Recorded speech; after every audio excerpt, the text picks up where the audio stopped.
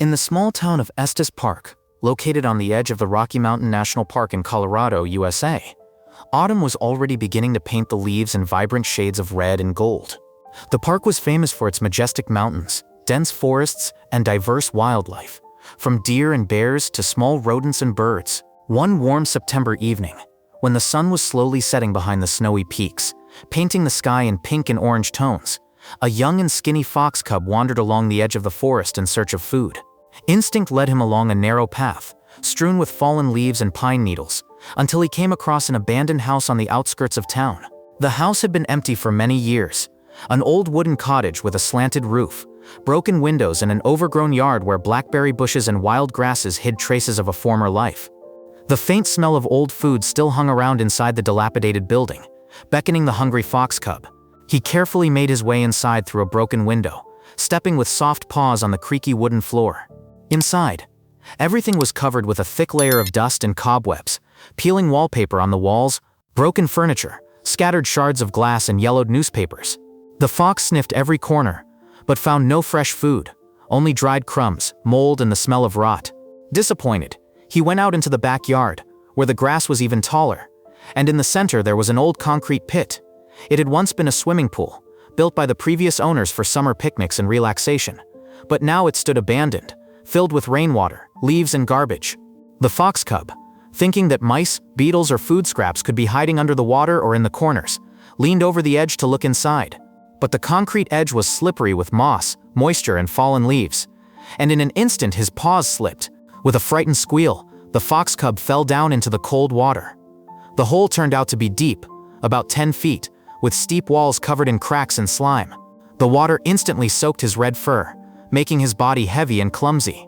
He tried to jump to the edge, scratching the concrete with his claws, but each time he slid back down, splashing into the water. The scratching of claws and splashes echoed throughout the empty yard.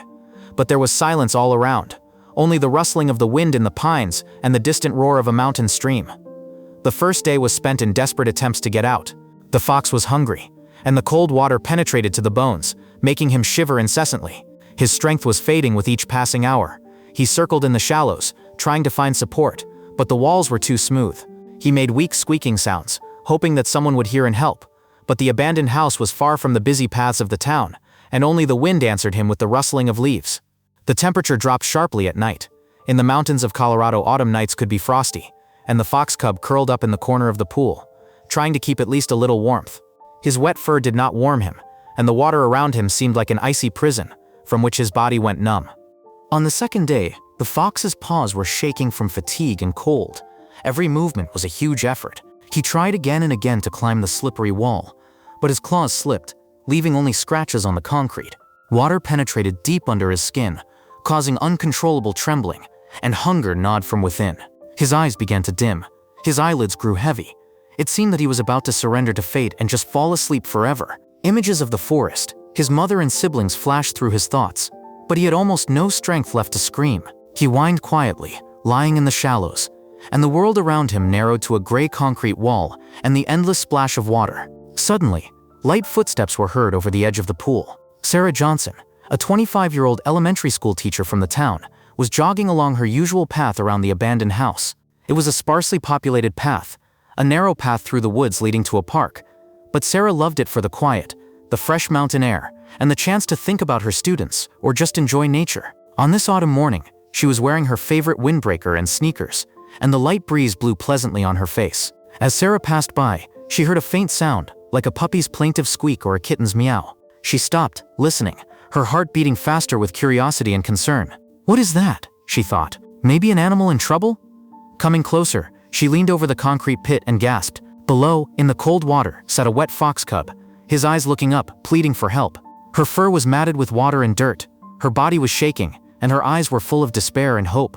Sarah looked around. There was no one around, and she didn't take her phone with her, so as not to get distracted while jogging. She knew that if she went to town for help, or called the animal rescue service, the fox might not survive. He looked on the verge of exhaustion. A thought about the risk flashed through her head. Wild foxes can be aggressive, carry diseases, but pity and the instinct to help prevailed. "I can't just leave him here," she whispered under her breath. "We need to act quickly, before it's too late."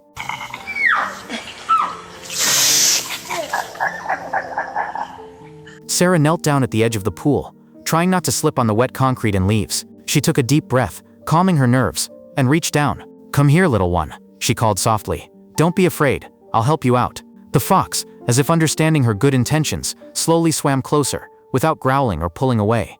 When her fingers touched the cold fur, he did not resist, he did not bite, did not jump aside. Sarah grabbed him tightly with both hands, and tensing all her muscles, pulled him up. The fur was slippery with water, drops splashed on her clothes and face. Her hands slipped a couple of times, but she did not give up. "Just a little more, hold on," she encouraged herself and the fox. "We can do it." Finally, after a few tense seconds, they both found themselves on the ground. Sarah sitting up, breathing heavily from the effort, and the fox lying next to her, trembling and looking at her with gratitude in his eyes, as if he understood that he was saved. She hugged him carefully, feeling his heartbeat faintly under his wet fur. Without hesitation, Sarah picked up the fox and carried him home. Her cozy ranch-style house stood just a few blocks away, with a view of the mountains and a small garden. Her heart was pounding with adrenaline. Her legs were buckling from fatigue, but the joy of saving her soul overflowed. At home, she laid the fox on the soft carpet by the fireplace, where the fire was already crackling. Even in the fall in Colorado, the evenings were cool. "Now we'll warm you up, poor thing," she said, taking a large fluffy towel. She carefully dried his fur, removing water, dirt, and leaves, and then turned on the hairdryer on low speed. Warm air blew on the fox, making him relax and close his eyes in pleasure. He finally felt the warmth that he had not known for 2 days. Then Sarah prepared food. She opened a can of soft pat for dogs. She had a dog herself, so she had some, and put a bowl in front of the fox. He pounced on the food greedily, as if he hadn't eaten for ages, smacking his lips and licking his tongue. After the meal, the fox came to life. He began to wander around the living room, sniffing the furniture, carpets, and the dog's toys, his tail wagging slightly with curiosity. Sarah sat on the sofa smiling. "You're a good boy, you survived such a disaster. Stay the night, get well." When it got dark, the fox curled up on a warm blanket by the fireplace and fell asleep. His breathing became even and calm, and Sarah went to bed too, feeling an unusual peace, as if she had done something truly significant that would change her view of the world. The next morning, Sarah woke up and discovered that the fox was gone. She searched the entire house, under the sofa, in the kitchen, even in the garden behind the house. No trace. The door was ajar. Apparently he left through it. He returned to the park, to his forest, she thought with sadness and relief. This is his real home, where his family and freedom are. In the evening, while preparing dinner, a fragrant steak with grilled vegetables, she heard a quiet rustle at the front door. Opening it, Sarah froze in surprise. A whole family of foxes was standing on the porch. In the center, her rescued fox cub, now looking healthy and cheerful, with shiny fur and lively eyes. Nearby was an adult fox, probably the mother, and 2 other fox cubs, similar to him. They were wagging their tails, making happy sounds, not growls, but a kind of contented whine, as if saying thank you in their own language. Sarah was deeply touched. "You came to thank me? How incredible." She took some food, the remains of a pat, fresh apples from the garden, and some nuts, and placed it on the ground in front of them. The tails wagged even more vigorously, and the family began to eat, not running away in fear, but trustingly remaining in place. The yellow light from the porch lamp illuminated this warm scene, like a still from a fairy tale or a nature documentary. From that day on, the fox family began visiting Sarah regularly, sometimes once a week, sometimes more often, especially on cold days when food became harder to find in the park. Each time, she would prepare a treat for them, fruit, nuts, or soft food, and watch them eat, play with each other, and wander back into the woods, wagging their tails goodbye. It created a special bond. Sarah felt like a part of the wild, and the foxes trusted her like an old friend. Neighbors soon noticed the strange visitors at her house. News travels fast in small Estes Park, and began asking questions. Sarah told the story in detail. The accidental run along the trail, the fox cubs fall into the pool, the risky rescue, and this unusual thank you from the family. "Kindness doesn't require planning or preparation," she said.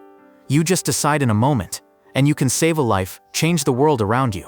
The story spread throughout the town, becoming a local legend about compassion and harmony with nature. Many residents began to leave food at the edge of the park for wild animals, organized discussions in the local community about protecting the environment, and even organized volunteer patrols to check abandoned places. Sarah realized that her act built a bridge between people and the world of the forest, inspiring others to do good deeds. Every time she saw a family of foxes, she remembered that moment by the pool, when a small creature trusted her completely, relying on a human hand, and knew this memory will stay with her forever, reminding her of the power of compassion and the unexpected miracles of life. Dear friend, thank you for taking the time to read our story.